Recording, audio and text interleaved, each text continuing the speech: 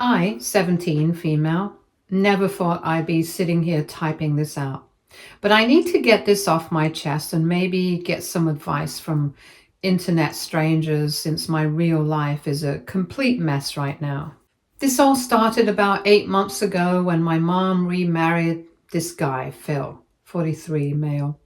After dating him for barely a year, I never really liked him from the beginning. Something about him just felt off. But my mom was completely head over heels for him and wouldn't hear a single word against him.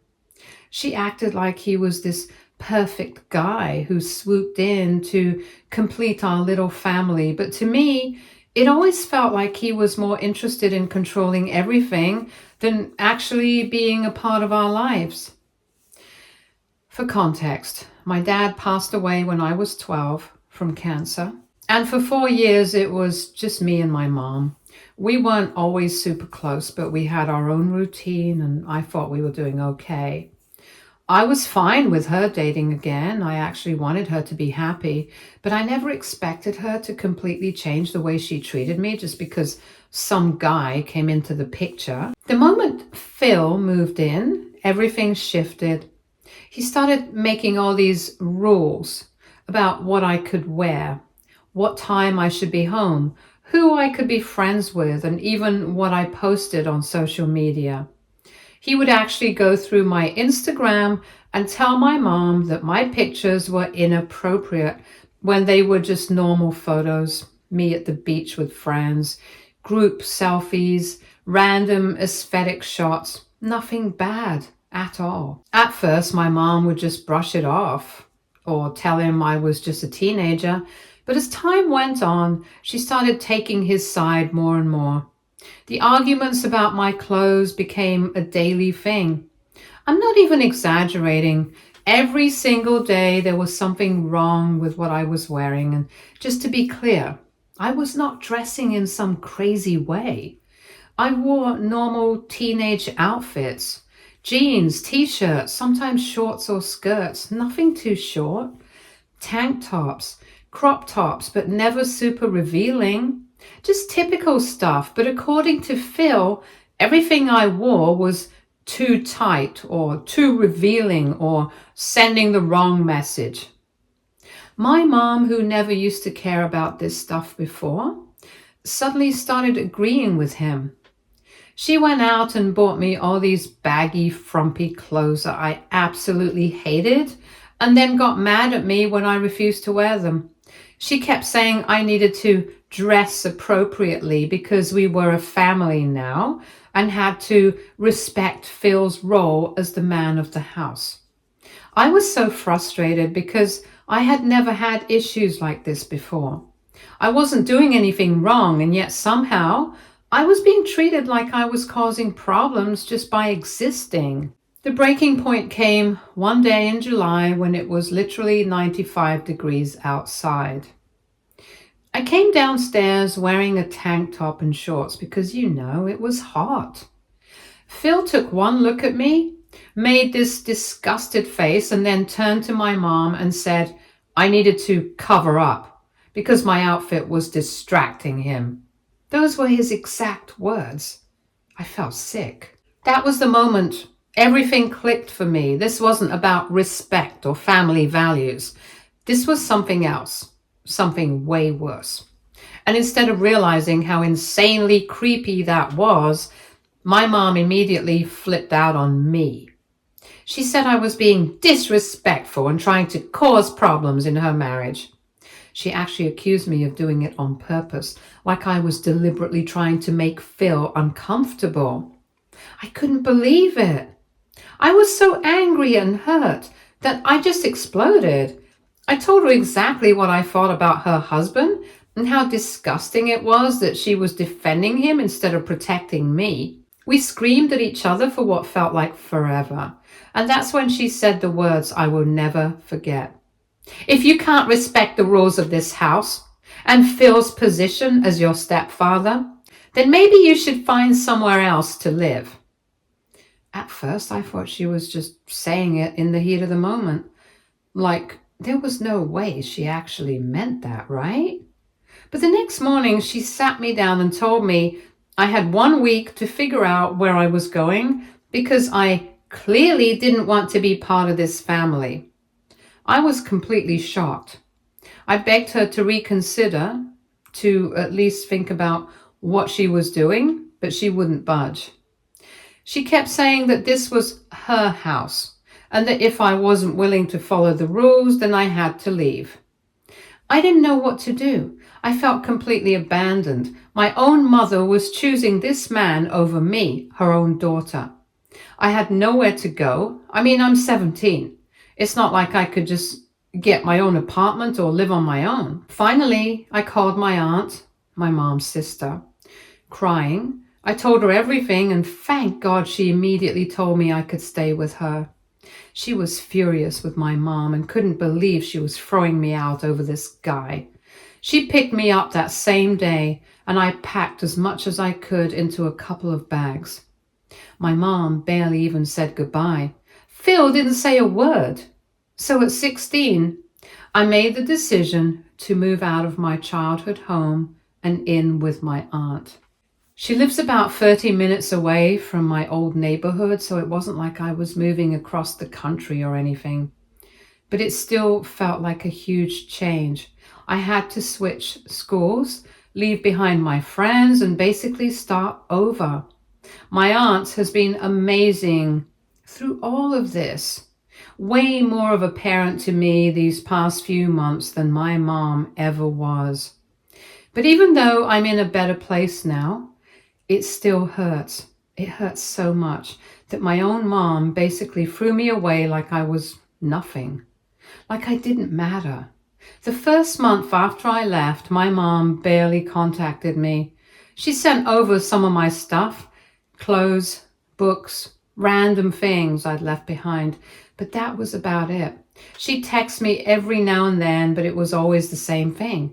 Are you ready to apologize and follow the rules? Not once did she admit that she'd done anything wrong or that Phil's behavior was out of line. After a while, I just stopped responding. It was too painful to keep going in circles with her. It felt like she cared more about being right than about me. My aunt, on the other hand, has been a rock. She helped me go into therapy, which has been a lifesaver. I've been able to talk through everything that's happened, and it's helped me start to process it all. She also talked to a lawyer about my situation. Since I'm still a minor, there were concerns about whether my mom had technically abandoned me. But because I was staying with a family member who was willing to take care of me, and because my mom was still sending some money, not much, but enough to keep the lawyers from calling it full-on abandonment, it wasn't a clear-cut case. Still, my aunt got temporary guardianship so she could handle things like school enrollment and medical decisions for me. Life slowly started to feel normal again. My new school is actually better than my old one.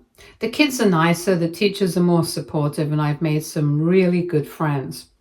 My aunt lets me dress how I want, which honestly is just normal teenage stuff like jeans and hoodies. And I've never felt like I'm being policed or judged in her house. She treats me with respect and she actually listens when I talk. It's such a relief to feel like I'm being heard for once. Then last week, everything got turned upside down again. Out of nowhere, my mom showed up at my aunt's door. She looked like a complete mess. Her hair was all over the place. Her eyes were red and puffy, and she looked like she hadn't slept in days. My aunt called me downstairs, and I could tell right away that something big had happened. My mom was crying, and she looked broken. But what she told us made my blood run cold. Apparently, Phil had been arrested. The police found evidence that he'd been secretly recording underage girls in the changing rooms at the local community pool, where he volunteered as a maintenance worker. And it gets worse. They also found hours of footage on his computer, and some of it was of me, in my bedroom, in my bathroom. This disgusting creep had been recording me in my own home, and that's probably why he was so obsessed with what I was wearing all the time. It makes me sick just thinking about it. My mom swears she had no idea. She says she's just as shocked and disgusted as everyone else. But here's the thing. She didn't come to apologize or make sure I was okay after finding out I'd been violated like this. No, she came because Phil's lawyer thinks it would look good for his case if I testified as a character witness. They want me to stand up in court and say what a great father figure he'd been to me and how he'd never made me uncomfortable. Are you kidding me? I was absolutely speechless. After everything, kicking me out, choosing him over me, not once checking to see if I was okay these past months, she has the nerve to ask me to lie in court to help the man who had been secretly recording me? I couldn't even find the words to respond. My aunt, though, she didn't hold back. She practically threw my mom out of the house. Since then, the police have contacted me. I'm apparently one of the victims in the case, and I've had to give a statement about everything that happened. I told them about how Phil always commented on my clothes, how he made me feel uncomfortable, and how my mom kicked me out after our fight about it. The detective said this information could be really important for their case. It's a small comfort knowing that I'm helping to make sure Phil can't hurt anyone else, but it's still so overwhelming. Now my phone won't stop blowing up. My mom keeps texting and calling, alternating between begging me to just say a few nice things about Phil at his hearing and accusing me of trying to ruin her life again. Some of her family members, not my aunt obviously, are also messaging me saying I should think about what this will do to mom and how families need to stick together in hard times. It's like they're all forgetting that I'm the one who was hurt here. I'm the one who was violated. But somehow it's still all about her. I feel sick to my stomach about all of this. Part of me feels vindicated, like I was right about Phil being a creep all along. But mostly, I just feel violated, angry, and sad. I don't know what I'm supposed to do now. Should I agree to talk to Phil's lawyer? Am I obligated to help my mom after she threw me away? What am I supposed to do about the court case? The detective mentioned I might need to testify about being recorded without my knowledge. And the thought of that makes me feel panicky. I don't know if I can handle sitting in a courtroom and revealing all of this. Has anyone been through something like this? I feel so lost right now. Edit to add. Thank you all for the supportive comments. A lot of you are asking for more details about what exactly Phil's been charged with. From what the detective told us, it's multiple counts of voyeurism, possession of child sexual abuse material, and production of child sexual abuse material. Apparently, the videos from the pool changing room involved girls as young as 10. I'm trying not to think about the details too much because it makes me physically ill. Update 1. First, I want to say thank you to everyone who's reached out with support and advice. I honestly wasn't expecting so many responses, and reading through them has made me feel a little less alone in all of this. It's comforting to know there are people out there who care and understand what I'm going through. A lot has happened in the past few days, and it's been a whirlwind of emotions. The detective working on Phil's case came to my aunt's house with a victim advocate to talk to me about the videos they found. I'm not going to go into too much detail because it's really upsetting, but they confirmed that there were a lot of recordings, both from my bedroom and my bathroom. The worst part? They think Phil installed the cameras almost immediately after he moved in with us. Like within the first week. That means this was never about my clothes being distracting or inappropriate. He was already a predator with a plan, long before he started criticizing what I wore. It makes me feel sick to think about how calculated it all was. My aunt was with me during this conversation, and honestly, I don't know what I would have done without her. She was amazing, asking all the right questions that I wouldn't have even thought to ask. The victim advocate gave us a bunch of resources for counseling, specifically for this kind of violation, and I've already got an appointment scheduled for next week. I'm nervous about it, but I know it's something I need to do. My mom has been calling and texting nonstop, but her tone has changed. She's not asking me to be a character witness for Phil anymore.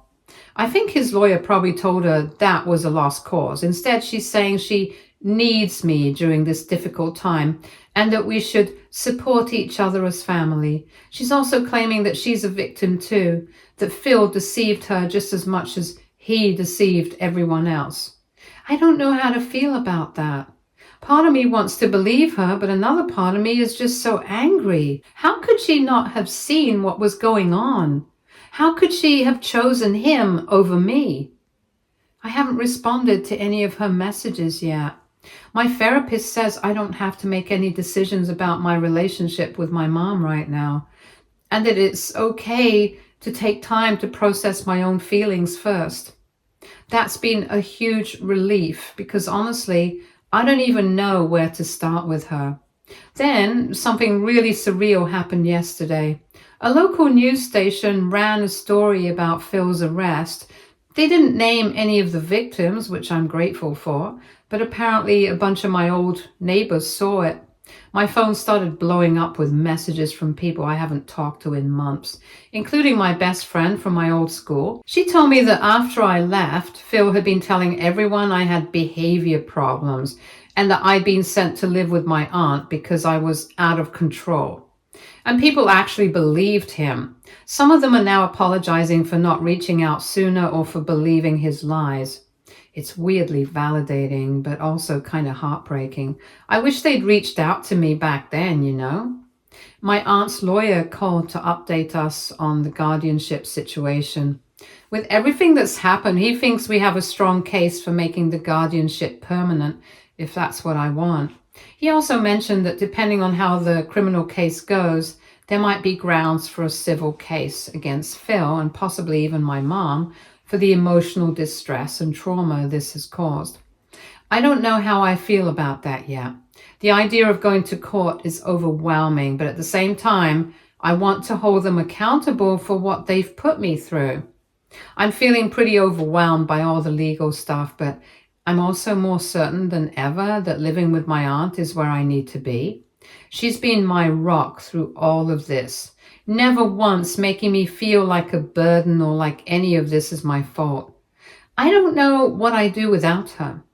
One positive thing that's come out of all this, the detective told us that based on the evidence they've collected, Phil is unlikely to get bail. That makes me feel a little safer knowing he's not out in the world right now.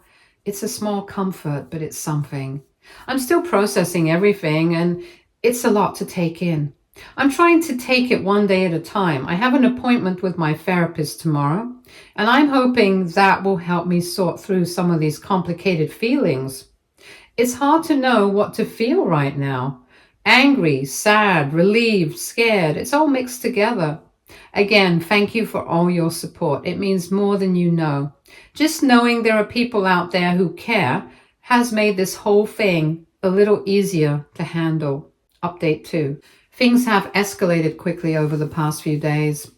Phil's preliminary hearing was yesterday, and though I didn't have to attend, my aunt went to support me and keep me informed. According to her, the evidence the prosecution presented was overwhelming. They found cameras in not just the pool changing rooms, but also in 2 other public restrooms in town. The judge denied bail, citing Phil as both a flight risk and a danger to the community. What's really shaken me is finding out that Phil had shared some of the videos online. The detective didn't go into detail about whether any of my videos were shared, but just the possibility has left me feeling even more violated and exposed. They're still investigating the full extent of his online activities. My mom was at the hearing, and apparently she had some kind of breakdown in the courtroom when the evidence was being presented. My aunt said she kept saying, "I didn't know," over and over, and had to be escorted out. And part of me feels sorry for her. I don't think she knew what Phil was doing. But another part of me is still so angry that she chose him over me, that she couldn't see the red flags that were right in front of her face. After the hearing, my mom showed up at my aunt's house again. I didn't want to see her, but my aunt suggested that having a conversation with her might help me get some closure, so I agreed to talk to her for a few minutes with my aunt present. It was complicated. My mom was a mess, crying and apologizing for not believing me about Phil's behavior. She admitted that she ignored the warning signs because she was so desperate not to be alone after Dad died. She begged me to come back home, saying that Phil was out of their lives for good and that she filed for divorce the day after his arrest. I told her I wasn't ready to forgive her yet and that I definitely wasn't moving back in with her. The trust between us is completely broken, and it's going to take a lot more than one tearful apology to fix that. I also told her how hurt I was, that her first instinct was to ask me to help Phil, not to make sure I was okay after finding out I'd been recorded. She didn't have a good answer for that, just more tears and apologies. My aunt eventually asked her to leave when it was clear the conversation wasn't going anywhere productive. On a slightly more positive note, I've been reconnecting with some friends from my old school online. It feels good to clear the air and explain what really happened, though I've been careful not to share too many details about the case since it's ongoing. Most of them have been really supportive, and a few have even offered to come and visit me at my aunt's place. I also had my first appointment with the specialized counselor the victim advocate recommended, and while it was tough, I think it's going to be helpful in the long run. She has experience working with victims of similar crimes and gave me some strategies for dealing with the anxiety and invasion of privacy feelings I've been struggling with. The prosecutor called today to prepare me for possibly testifying at Phil's trial. She was very kind and explained that while they have enough evidence without my testimony, having me speak about how Phil's behavior towards me changed when he moved in, particularly his fixation on my clothing, could help establish a pattern and timeline for the jury. She assured me that the court has strict rules about protecting the identities of minors in these cases, so my name wouldn't be made public. I haven't decided yet if I'm going to do it, but knowing I have options is empowering. My aunt's lawyer is moving forward with the permanent guardianship paperwork, with the plan to have it finalized before my 18th birthday next year. It's strange to think about making such a big legal decision, but it feels like the right choice. My aunt's home has become my safe space, and I'm not ready to give that up. The whole situation still feels surreal sometimes, like I'm living in some kind of crime drama instead of real life. But I'm trying to focus on the things I can control, my schoolwork, my friendships, and taking care of my mental health through all of this, one day at a time, right? Update 3. I don't even know where to begin with this update. Just when I thought things couldn't get more complicated, everything has been turned upside down again. It feels like every time I start to catch my breath, something new comes along and knocks me right back down. 3 days ago, the prosecutor called with some news that completely changed everything. They've been going through Phil's computer files more thoroughly, and they discovered emails between Phil and my mom from before they got married. These emails make it very clear that my mom knew about Phil's interest in teenage girls long before they tied the knot. And honestly, that's bad enough on its own, but it gets worse. In some of these emails, my mom actually mentioned me specifically. She talked about how I was developing and how Phil would appreciate having a teenager in the house. I can't even type that without feeling physically sick. The prosecutor was really gentle when she explained it to me, but there's no gentle way to find out that your own mother practically offered you up to a predator. It's like my whole world has been shattered all over again. When the police confronted my mom with these emails, she apparently broke down and admitted that she knew Phil had an inappropriate attraction to young girls. But instead of protecting me or getting me away from him, she thought she could manage it by making sure I dressed modestly around him. She actually tried to frame it like she was protecting me by policing my clothes, as if that makes any of this okay. It doesn't. It just makes it worse. The prosecutor told us that they're now investigating my mom as well. She could face charges of child endangerment and possibly even being an accessory to Phil's crimes. They've also found evidence that my mom knew about at least some of the hidden cameras, though she's denying that part. I don't know what to believe anymore. It's like I don't even know who she is. When my aunt heard all this, she immediately called her lawyer. They filed emergency papers with the court to make sure my mom couldn't try to regain custody of me under any circumstances. The judge granted a temporary order the same day, given the new evidence. I'm relieved, but it's also just a lot. My whole life feels like a lie. All those years after my dad died, when I thought it was just me and my mom against the world, was she already thinking about trading me for a new relationship? Was I just a pawn to her? The betrayal is so deep, I can barely wrap my head around it. My aunt has been amazing through all of this. She actually took a leave of absence from her job to be available for me full-time during this crisis. I don't know what I'd do without her. My therapist has also been incredibly supportive, scheduling extra sessions to help me process this new information. It's been a lifeline. Then, out of nowhere, something unexpected happened. My dad's parents reached out to me. They live across the country, and we haven't been very close since my dad died. My mom always made it difficult for them to stay in touch. Apparently, they saw the news about Phil's arrest. The case has gotten national attention now because of how big it is, and recognized his name from my mom's social media. They were horrified and immediately tried to contact me. They had a long conversation with my aunt, and it turns out they've been sending birthday and Christmas cards and gifts all these years that my mom never gave me. They thought I was the one who didn't want a relationship with them.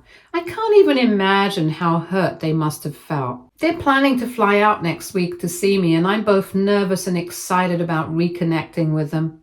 It's like a piece of my dad is coming back into my life. As for the legal side of things, I've decided I will testify at Phil's trial if the prosecutor thinks it will help ensure he goes to prison for a long time. The idea of being in the same room with him makes my skin crawl. But the prosecutor explained that there are options like testifying via closed-circuit TV or having a screen set up so I don't have to see him. Knowing he can't hurt any more kids is worth facing that fear. The case against my mom is still developing. The prosecutor said that depending on what additional evidence they find, she could be looking at serious jail time. Part of me feels guilty about that. She's still my mom after all. But another part feels like she deserves consequences for what she did. She knowingly put me in danger and then abandoned me when I wouldn't play along with her sick solution. Some of my mom's family have been calling my aunt, trying to convince her that there must be some misunderstanding, that my mom would never knowingly endanger me. My aunt has stopped answering their calls and told me I don't have to talk to anyone I don't want to. It's heartbreaking to see family taking sides, but I'm grateful for those who are standing by me. My friends have been incredible through all of this. A few of them organized a movie night at my aunt's house last weekend, and for a few hours, I actually felt like a normal teenager again. Those moments of normalcy are what's keeping me going right now. I know this journey is far from over. The trials haven't even started yet, and the healing process will take much longer than that.